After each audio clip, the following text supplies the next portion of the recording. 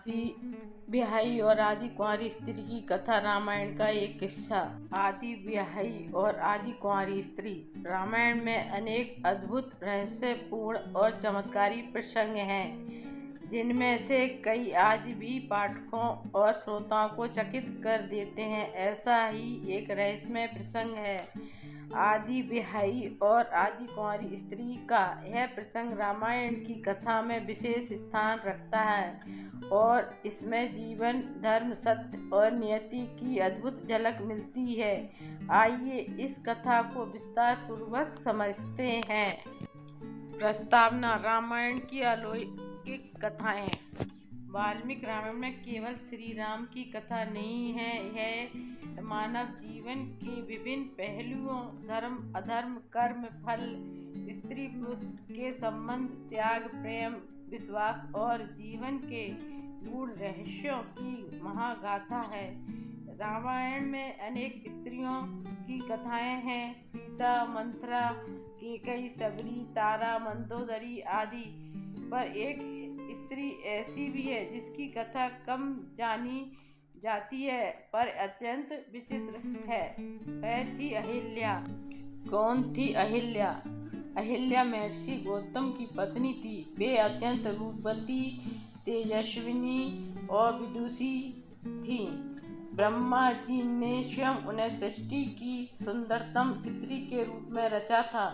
अहिल्या को बाल अवस्था में ही ऋषि गौतम को समर्पित कर दिया गया था। ऋषि गौतम ने उनका लालन पालन किया और युवावस्था में उनका विवाह स्वयं किया। देवताओं की दृष्टि में अहिल्या का सौंदर्य इतना विलक्षण था कि स्वर्ग में के देवता इंद्र भी उन्हें देखकर मोहित हो गए। इंद्र ने उनके साथ समागम की इच्छा की और एक दिन ऐसा अवसर आया जब उन्होंने छल से ऋषि गौतम का रूप धारण कर अहिल्या के पास पहुंचकर उनके साथ संबंध बनाया। अद्भुत प्रसंग। जब अहिल्या बनी आदि ब्याही और आदि कुंवारी। यह वही प्रसंग है जिसे आदि ब्याही और आदि कुंवारी की स्त्री के रूप में जाना जाता है। इसमें दो दृष्टिकोण हैं।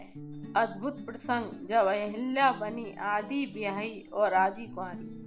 यह वही प्रसंग है जिसे आदि ब्याही और आदि कुंवारी की स्त्री के रूप में जाना जाता है। इसमें दो दृष्टिकोण हैं।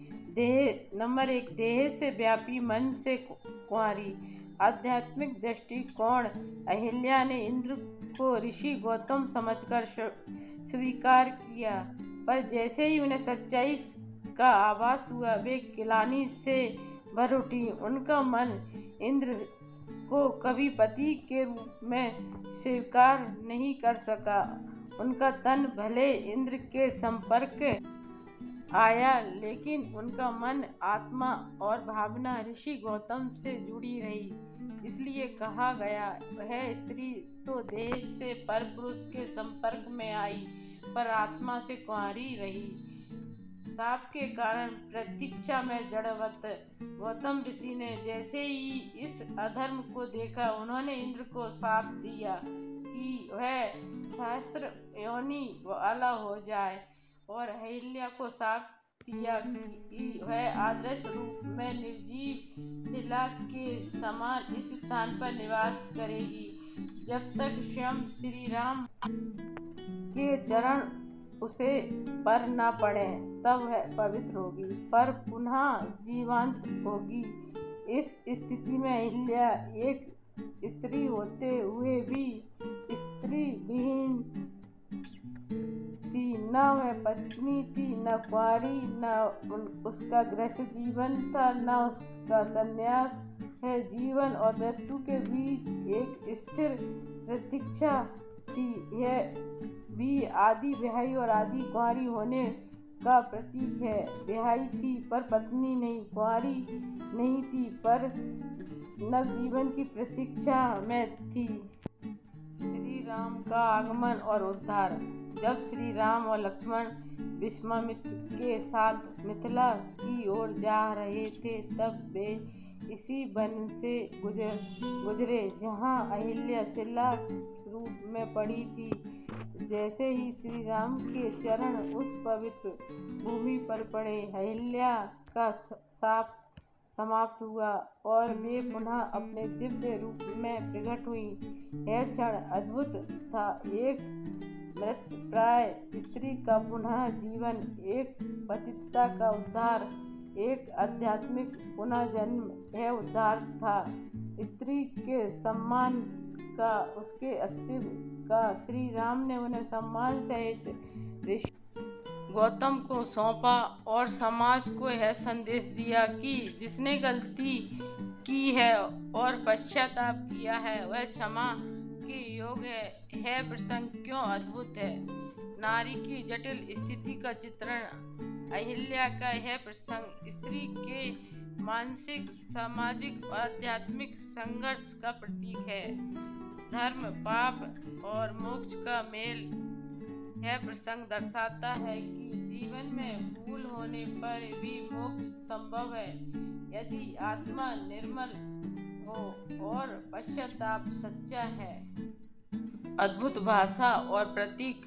आदि ब्याही, आदि कुंवारी केवल एक भौतिक स्थिति में नहीं, बल्कि एक पूर्ण प्रतीक है। स्त्री की अवस्था जब वह समाज द्वारा त्याज्य घोषित की जाती है, परंतु भीतर से पवित्र बनी रहती है। निष्कर्ष।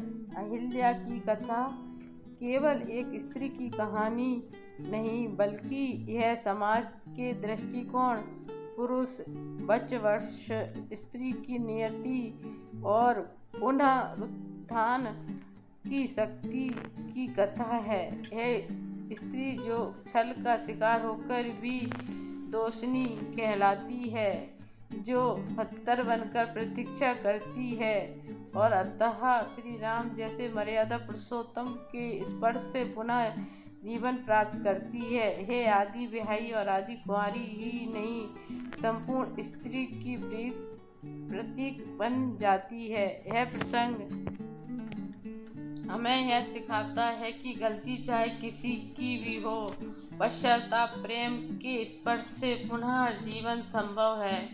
अगर आपको यह रामायण का छोटा सा किस्सा अच्छा लगा हो तो प्लीज़ मेरे चैनल को लाइक एवं सब्सक्राइब कीजिए। धन्यवाद, बहुत बहुत धन्यवाद।